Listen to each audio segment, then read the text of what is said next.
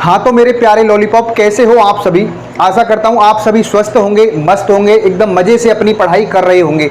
आज की इस वीडियो में हम बात करेंगे प्रश्नावली 6 यानी कि त्रिभुज, कक्षा 10वीं की एनसीईआरटी की जो प्रश्नावली है त्रिभुज, उसके बारे में हम बात करेंगे। और सबसे पहले हमका बेसिक पार्ट मैंने यहाँ पे पढ़ा दिया था कि त्रिभुज होता क्या है, त्रिभुज कितने प्रकार का होता है, भुजाओं के आधार पर त्रिभुज कितने प्रकार का होता है और कोणों के आधार पर त्रिभुज कितने प्रकार का होता है। तो आज की इस वीडियो में हम देखेंगे उससे अगला वाला पार्ट, यानी कि इसको पढ़ने से पहले इसकी वीडियो में हम देखने वाले हैं प्रश्नावली 6.1।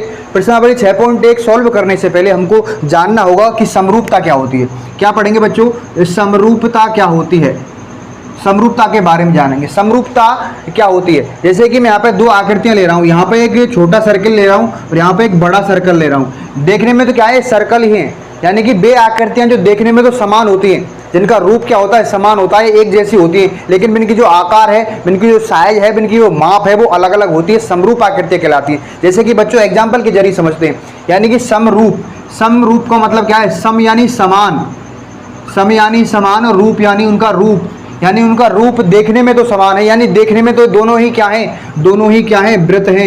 ये भी वृत्त है और ये भी एक वृत्त है। देखने में तो क्या है, दोनों वृत्त हैं, लेकिन जिनका आकार है, उनकी साइज है, वो क्या है, अलग अलग है, भिन्न भिन्न है। वही क्या है, समरूप। जैसे कि इसकी जो रेडियस है, यानी इसकी जो त्रिज्या है, माना कि 3 सेंटीमीटर है, तो इसकी क्या हो जाएगी, ज़्यादा होगी, तो इसकी जैसे कि 5 सेंटीमीटर होगी। यानी कि ये जो देखने में जो आकृतियाँ लग रही हैं वो तो क्या है, सेम ही है, यानी कि दोनों ही वृत्त हैं, लेकिन इनकी जो आकार है, इनका साइज है, वो क्या है, अलग अलग है। ऐसे ही यानी त्रिभुज पर अप्लाई करते हैं।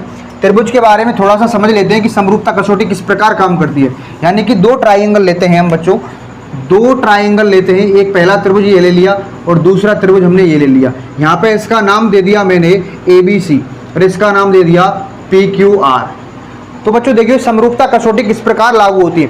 यानी कि जब दो त्रिभुज समरूप होते हैं ना, जब दो त्रिभुज समरूप होते हैं तो उनके संगत कोण समान होते हैं और उनकी जो संगत भुजाएं होती है वो समानुपाती होती हैं। जैसे कि इसका कोण ए का संगत कोण क्या है, कोण P। कोण ए का संगत कोण क्या है, कोण P। यानी कि जो यदि ये त्रिभुज समरूप है तो कोण A और कोण P की वैल्यू आपस में जो समान आएगी, ठीक है। यदि कोण B की वैल्यू कोण Q से समान आ जाए तो यानी कि ये क्या है, इसके समरूप है। और कोण C की वैल्यू, कोण C की वैल्यू अगर कोण R के बराबर आ जाए तो यानी कि ये क्या है, ये भी समरूप। अब देखिए किस प्रकार समरूप करते हैं त्रिभुजों को। यानी कि किसी त्रिभुज का एक कोण, और देखिए या तो किसी त्रिभुज की, यानी जैसे तीनों कोण ये बराबर हो जाएं, ये तीनों कोण इस त्रिभुज के, इस दूसरे वाले त्रिभुज के तीनों कोणों के बराबर हो जाएं तो कोण कोण समरूपता कसौटी लगती है बच्चों। यानी कि इस त्रिभुज के तीनों कोण और इस त्रिभुज के तीनों कोण यदि आपस में इक्वल हो जाएं, समान हो जाएं, तो कौन सी कसौटी लगेगी, AA समरूपता कसौटी। यानी कि कोण कोण, AA का मतलब है एंगल एंगल समरूपता कसौटी, समरूपता, ठीक है, समरूपता कसौटी, AA समरूपता कसौटी लग जाएगी इसमें, ठीक है। और यदि एक भुजा इसकी यहाँ से ले लें और एक कोण ले लें और एक भुजा ले लें, यानी कि एक भुजा उनके बीच का कोण और एक भुजा, एक भुजा उनके बीच का कोण और एक भुजा, यानी कि इस त्रिभुज का सेम जो बायोडाटा है इसमें बराबर हो। यानी कि ये भुजा किसके बराबर हो, ये भुजा तो होगी इसके बराबर, और ये B वाला कोण है Q के बराबर, और ये भुजा है इसके बराबर। तो कौन सा लग जाएगा, देखो भुजा कोण भुजा, यानी कि SAS समरूपता कसौटी। कौन सा नियम है बच्चों, SAS समरूपता कसौटी से जो दोनों त्रिभुज हैं वो क्या हो जाएंगे, समरूप हो जाएंगे, ठीक है ना बच्चों। अब देखिए तीसरा कॉन्सेप्ट कौन सा है। यानी कि पहले तो हमने तीनों कोण बराबर कर लिए, इसके इससे कर लिए, अच्छा उसके बाद में दो भुजा और एक कोण लिया था, और दो भुजा और एक कोण लिया था बीच वाला, ठीक है। यदि कोण की बात नहीं करें हम, ये भुजा तो इसके समानुपाती है, ठीक है ना, और ये भुजा इसके समानुपाती है, और ये भुजा यदि इसके समानुपाती हो, यानी कि भुजा भुजा भुजा, कौन सा बच्चों, S का मतलब है साइड, साइड साइड साइड समरूपता कसौटी से, ठीक है, समरूपता कसौटी से ये जो त्रिभुज है ना, वो ये त्रिभुज इसके समरूप हो जाएगा, ठीक है ना बच्चों। यानी कि इसकी भुजा और इसकी भुजाओं के अनुपात में यदि समान हो तो क्या हो जाएगा, समरूप हो जाएंगे। और है यदि दो समकोण त्रिभुज दिए हों बच्चों, दो समकोण त्रिभुज दिए हुए हों, समकोण त्रिभुज क्या होता है, जिसका एक कोण 90 डिग्री का होता है कम से कम, ठीक है। यहाँ पे नाम दे लेते हैं हम X Y Z और TPS। अब देखिए बच्चों, इसमें जो समकोण के सामने वाली भुजा क्या होती है, समकोण के सामने वाली भुजा होती है कर्ण, और ये है समकोण, और ये कोई भुजा ले लो यहाँ पे, ठीक है, कोई भी भुजा मान लो, आधार लंब कोई भी मान लो। यानी कि जब दो समकोण त्रिभुज दिए हुए हों, दो समकोण त्रिभुज बच्चों दिए हुए हों, तो यदि पहले समकोण त्रिभुज के समकोण यानी 90 डिग्री का हो जाएगा, और कर्ण और भुजा दूसरे समकोण त्रिभुज के समकोण और कर्ण भुजा के बराबर हो, तो दोनों त्रिभुज हैं वो RHS समरूपता कसौटी से समरूप होते हैं। कौन से होते हैं बच्चों? समरूप। कौन से होते हैं? ये होते हैं समकोण कर्ण भुजा से, समकोण त्रिभुज की बात कर रहा हूं मैं, ठीक है। दोबारा से देख लेते हैं।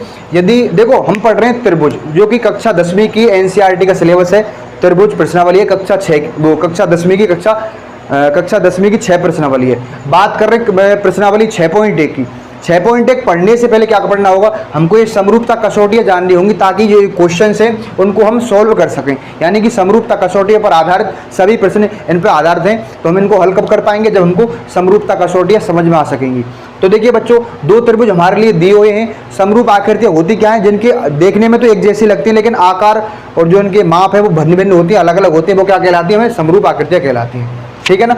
यानी कि एक त्रिभुज ये रहा मेरे पास, और एक त्रिभुज ये रहा मेरे पास। यानी कि इस त्रिभुज के तीनों कोण यदि दूसरे त्रिभुज के तीनों कोणों के समान हैं, तो आकृति समरूप है। यह आकृति इसके समरूप है। यदि इसकी दो भुजा और बीच का कोण, और इसकी दो भुजा और बीच का कोण कोई सा भी हो सकता है, ये हो सकता है, ये हो सकता है, ठीक है, लेकिन होना चाहिए बीच का। तो SAS यानी साइड एंगल साइड नियम से क्या हो जाएंगे? समरूप हो जाएंगी। और समरूप त्रिभुजों के संगत कोण तो समान होते हैं, लेकिन संगत भुजाएं समानुपाती होती हैं, ठीक है। और तीसरा है SSS यानी तीनों भुजाएं इस त्रिभुज की, तीनों भुजाएं इस त्रिभुज की यदि समानुपाती हों तो त्रिभुज समरूप हो जाएंगे, ठीक है ना बच्चों। ये बात क्लियर है। अब चलिए बात करते हैं, यानी कि जो सर्वांग सम आकृतियां है ना बच्चों, सभी सर्वांग सम आकृतियां, सर्वांग सम, जो सर्वांग सम आकृतियां ना वो समरूप हो सकती हैं, समरूप हो सकती है, लेकिन समरूप आकृतियां सर्वांग सम नहीं होंगी। देखिए बच्चों में बात कर रहे हैं हम कि सभी सर्वांग सम आकृतियां हैं वो समरूप हो सकते हैं, लेकिन सभी जो समरूप आकृतियां वो सर्वांग सम नहीं हो सकती। और बात करता हूं मैं जो सर्वांग सम आकृतियां ना, देखिए सर्वांग सम आकृतियां, सर्वांग सम, देखो जैसा कि नाम से स्पष्ट है, सर्वांग यानी सभी अंग समान हैं। क्या हो जाएगा? कोण क्या हो जाएंगे? सर्वांग सम आकृतियों के समान हो जाएंगे। और जो भुजाएं होंगी वो क्या होंगी? वो भी क्या होंगी? भुजाएं होंगी वो भी होंगी बच्चों समान। ये तो रहा सर्वांग सम आकृतियों का। और समरूप आकृतियों का कॉन्सेप्ट क्या है बच्चों? समरूप आकृतियों का यह है कि जो कोण हैं वो तो क्या हो जाएंगे? समान, लेकिन जो भुजाएं हैं बच्चों, जो भुजाएं हैं वो क्या होंगी? वो होंगी समानुपाती, वो होंगी समानुपाती। ये बातें आपको ध्यान में रखनी है, ठीक है, ये बातें ध्यान में रखनी है। अब चलिए एक्सरसाइज को शुरू करते हैं। प्रश्नावली 6.1 पहला क्वेश्चन है बच्चों, रिक्त स्थानों की पूर्ति कीजिए, ठीक है। सभी वृत्त खाली जगह होते हैं। अब देखिए बच्चों, सभी वृत्त यानी कि मैं यहाँ पे दो सर्कल बना लेता हूँ, ठीक है ना बच्चों, यहाँ पे दो सर्कल बना लेता हूँ, एक तो छोटा सर्कल और एक बड़ा सर्कल। यानी देखने में तो क्या है बच्चों? दोनों ही वृत्त हैं, दोनों ही वृत्त, यानी इनका जो रूप है वो तो क्या है? समान है। आकृतियां हैं, इनका रूप क्या है? रूप समान है। वैसे तो क्या है? रूप समान है इनका, है नहीं, लेकिन माप अलग अलग है। तो जो ये आकृतियां वो कौन सी आकृतियां हैं? वो है बच्चों समरूप आकृतियां। कैसी हैं बच्चों? समरूप आकृति। यानी कि जो पहले का आंसर हो जाएगा वो क्या हो जाएगा? समरूप। बात क्लियर?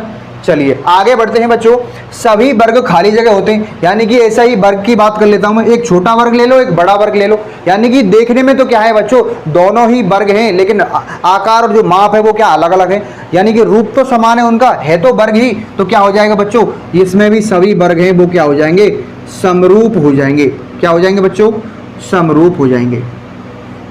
यहां तक बात क्लियर है? चलिए, सभी खाली जगह त्रिभुज समरूप होते हैं। देखिए बच्चों, मैंने आपको बताया था कि एक होता है त्रिभुज समबाहु त्रिभुज, एक होता है समद्विबाहु त्रिभुज, एक होता है विषमबाहु त्रिभुज। जो समबाहु त्रिभुज होते हैं उसकी सभी भुजाएं समान होती है, और उसको हम कैसा भी बना लें, किसी भी तरीके से बना लें, वो क्या होगा? समरूप होगा। तो कौन सा होगा? समबाहु त्रिभुज, समबाहु, ठीक है ना। ये बात क्लियर है? चलिए बच्चों, अब आगे देखते हैं अगला क्वेश्चन। भुजाओं की समान संख्या वाले दो बहुभुज समरूप होते हैं यदि उनके संगत कोण, यानी कि जब दो त्रिभुज समरूप होते हैं बच्चों तो उनके संगत कोण क्या होते हैं? संगत कोण होते हैं बच्चों समान। क्या होते हैं? समान। और उनकी जो संगत भुजाएं क्या होती हैं? देखो संगत भुजाएं, समरूप त्रिभुजों की संगत भुजाएं क्या होती हैं? समानुपाती। समानुपाती। यहां तक बात क्लियर है ना? बिल्कुल। चलिए दूसरा क्वेश्चन है, निम्नलिखित युग्मों के उदाहरण दीजिए। यानी कि ऐसे दो एग्जाम्पल हमको दिखाने हैं जो कि समरूप आकृतियां हों, यानी कि दो वर्ग ले सकते हैं, वृत्त ले सकते हैं। ठीक है, तो क्या ले लो इसमें?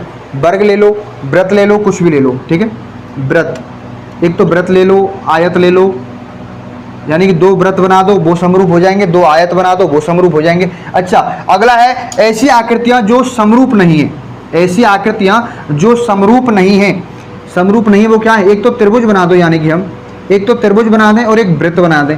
क्या ये दोनों आपस में समरूप हैं? नहीं है। इसका रूप अलग है, इसका रूप अलग है। ठीक है, ये समरूप नहीं है।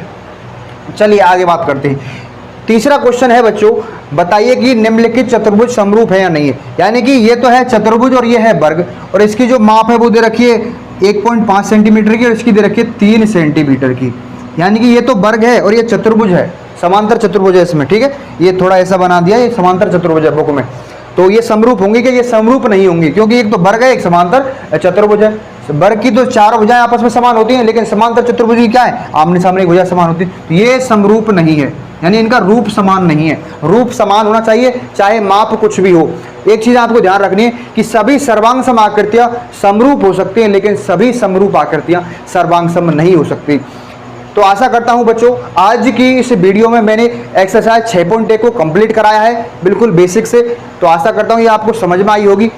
यदि वीडियो अच्छी लगे तो अपने सभी दोस्तों के साथ में इस वीडियो को शेयर करना है और एक प्यारा सा कमेंट हमारी मेहनत के लिए इसमें आपको लिख देना है, कुछ भी। ठीक है, तो अगला इसका जो पार्ट है एक्सरसाइज 6.2 आने वाले टाइम पे जो आएगा इसका पार्ट, उसके लिए आप हमारे चैनल को सब्सक्राइब जरूर कर सकते हैं। ठीक।